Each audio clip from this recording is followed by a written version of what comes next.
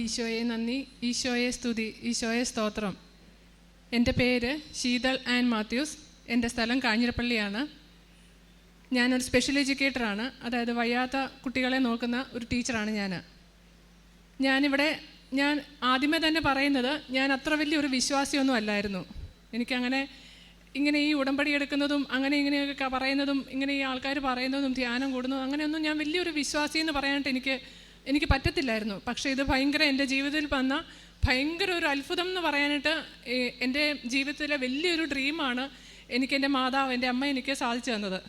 അത് ഞാൻ ഈ 2023 മെയ് 9 ഞാനിവിടെ ആദ്യമായിട്ട് ഉടമ്പടി എടുക്കാൻ വന്നത്. പല ആൾക്കാരിൽ നിന്ന് ഞാനിങ്ങനെ കൃപാസന മാതാവിനെ കുറിച്ചൊക്കെ ഞാൻ കേൾക്കുന്നുണ്ടായിരുന്നു.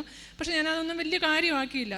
പക്ഷേ ഞാൻ വിചാരിച്ച ഒരു ദിവസം ഞാൻ എൻ്റെ ഹസ്ബൻഡിൻ്റെ അടുത്ത് പറഞ്ഞ് നമുക്കൊന്ന് പോയി നമുക്കൊന്ന് പ്രാർത്ഥിക്കാമെന്നൊക്കെ പറഞ്ഞപ്പം അങ്ങനെയാണ് ഞങ്ങൾ മെയ് 9 ഈ 2023 മെയ് 9 ഇവിടെ വന്ന് പ്രാർത്ഥിച്ച് ഉടമ്പടി എടുത്തു.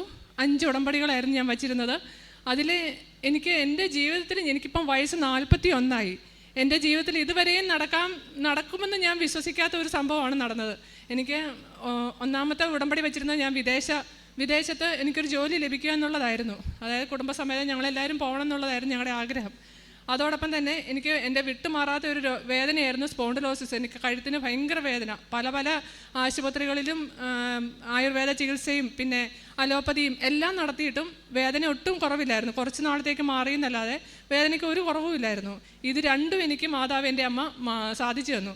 അപ്പോൾ മെയ് 9 ഞാൻ ഉടമ്പടി വച്ച് തിരികെ പോയി ഇവിടെ പറഞ്ഞിരുന്നത് പോലെ തന്നെ ഞാൻ പ്രത്യക്ഷീകരണ പ്രാർത്ഥന ചൊല്ലി പച്ചത്തിരിയും നീലത്തിരിയും കത്തിച്ച് വെച്ച് പ്രാർത്ഥിച്ച് ഇവിടെ ബാക്കിയുള്ളവർക്കെല്ലാം സഹായങ്ങളെല്ലാം ചെയ്ത് അതിനെ പറഞ്ഞിരിക്കുന്ന പോലെ തന്നെ അതുപോലൊപ്പം തന്നെ വിശ്വാസ പ്രമാണം ചൊല്ലി ഞാൻ നമ്മുടെ ആ തൈലം എൻ്റെ കഴുത്തിൻ്റെ പുറകിലും അതുപോലെ തന്നെ എൻ്റെ ഹസ്ബൻഡിൻ്റെ അമ്മയ്ക്ക് 2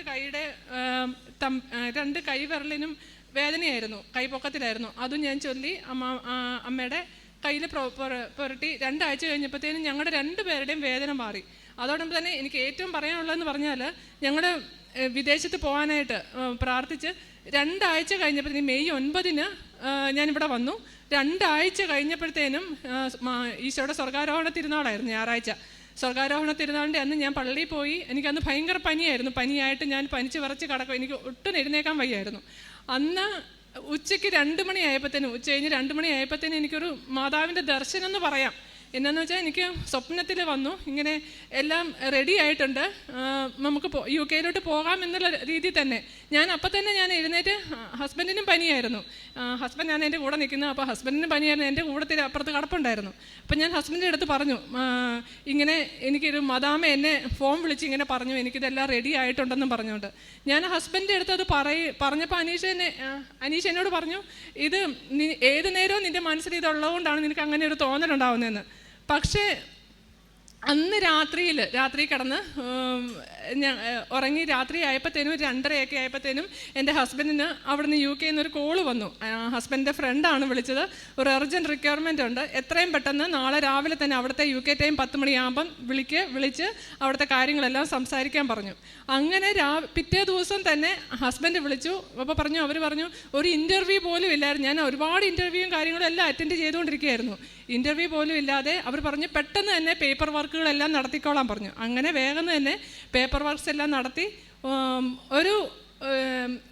വേഗം തന്നെ PCC എടുക്കണം, മെഡിക്കൽ ചെക്കപ്പ് നടത്തണം.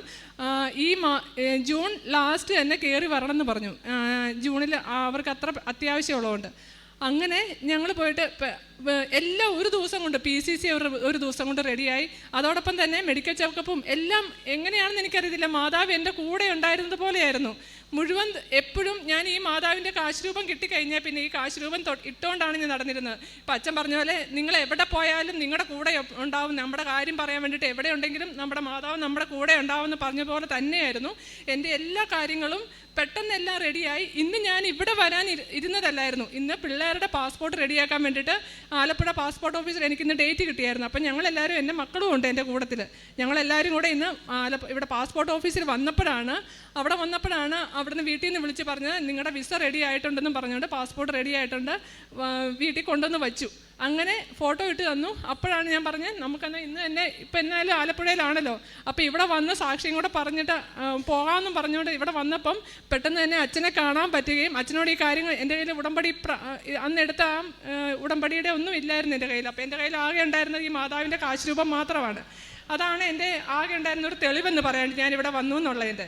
അപ്പം ഞാൻ അച്ഛനെ കാണിച്ചു. അച്ഛൻ പറഞ്ഞു നമുക്കിവിടെ സാക്ഷ്യം കയറി പറയാം. കാരണം ഇതെന്ന് പറഞ്ഞാൽ 2023 മെയ് 9 കയറിയിട്ട് ഇത്ര ഫാസ്റ്റായിട്ട്, അത് ഞാൻ വലിയൊരു വിശ്വാസിയല്ലായിരുന്നു, എന്നിട്ട് പോലും കൂടെ മാതാവ് എൻ്റെ ഒപ്പം തന്നെ നിന്നു എന്നുള്ളതാണ്. എല്ലാ കാര്യങ്ങളും ഭയങ്കര ഫാസ്റ്റായിട്ട് കാര്യങ്ങൾ നടന്നു എന്നുള്ളതാണ് എനിക്ക് പറയാനുള്ളത്. അതോടൊപ്പം തന്നെ എൻ്റെ ഈ കഴുത്ത് വേദന എനിക്ക് വിട്ടുമാറാത്ത ഭയങ്കര വേദനയായിരുന്നു. കഴുത്ത് കുനിയാൻ പറ്റത്തില്ല, അങ്ങോട്ട് മേളിലോട്ട് നോക്കാൻ പറ്റത്തില്ല, അതുപോലെ വേദനയായിരുന്നു. അതും മാറ്റി തന്നു. അപ്പം മാതാവിനോട് എത്ര നന്ദി പറഞ്ഞാലും തീരത്തില്ല. ഒരു വിശ്വാസിയുടെയും അവിശ്വാസിയുടെയും തമ്മിലുള്ളൊരു ഗ്യാപ്പ് എന്ന് പറയുന്നത് ഒരു ദൈവാനുഭവത്തിൻ്റെ ഒരു ഗ്യാപ്പാണ്. ഒരു അവിശ്വാസി വിശ്വാസിയാകുന്നത് ഒരു ദൈവാനുഭവത്തിൻ്റെ ഒരു ചെറിയൊരു ഗ്യാപ്പ് മാത്രമേ ഉള്ളൂ. ജീവിതത്തിൽ വിശ്വാസം എന്നത് ദൈവാനുഭവത്തിൽ നിന്ന് ലഭിക്കുന്ന വലിയൊരു ദാനമാണ്.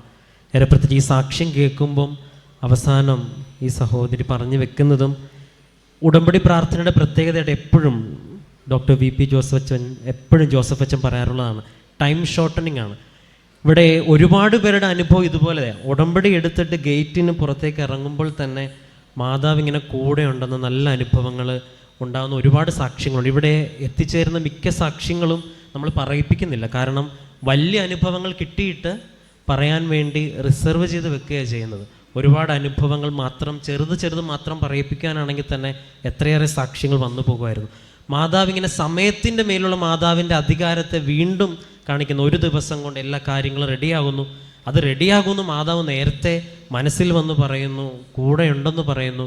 ഇങ്ങനെ ടൈം ഷോർട്ടനിങ്ങിൻ്റെ ഏറ്റവും നല്ലൊരു സാക്ഷ്യമായിട്ട് നമ്മുടെ പ്രിയ സഹോദരിയുടെ കുടുംബത്തിൻ്റെ സാക്ഷ്യം മാറുമ്പോൾ നിങ്ങളുടെ പ്രാർത്ഥനയിൽ നിങ്ങൾ ആത്മാർത്ഥമായിട്ട് ചേർത്ത് വെക്കണം. വിശ്വാസം എന്ന വലിയ ദാനം നൽകാനും പ്രാർത്ഥിക്കണം. ഒപ്പം ദൈവാനുഭവമാണ് ഇതിൻ്റെ രണ്ടുപേരുടെ നടുക്ക് നമ്മൾ ചേർത്ത് നിർത്തുന്നത്. നല്ലൊരു ദൈവാനുഭവം ഉണ്ടാക്കി തരണമേ എന്നുള്ള ഉടമ്പടി പ്രാർത്ഥനയിൽ നമുക്കുമായിരിക്കാം. സർവവും സൃഷ്ടിച്ച് കാത്തു പരിപാലിക്കുന്ന, ഏറെ പ്രത്യേകിച്ച് സമയത്തിന് മേൽ അമ്മ മാതാവിന് അധികാരം നൽകിയ സർവശക്തനായ ദൈവത്തിന് നല്ല കരങ്ങളടിച്ച് നമുക്ക് ദൈവത്തിന് നന്ദി പറയാം.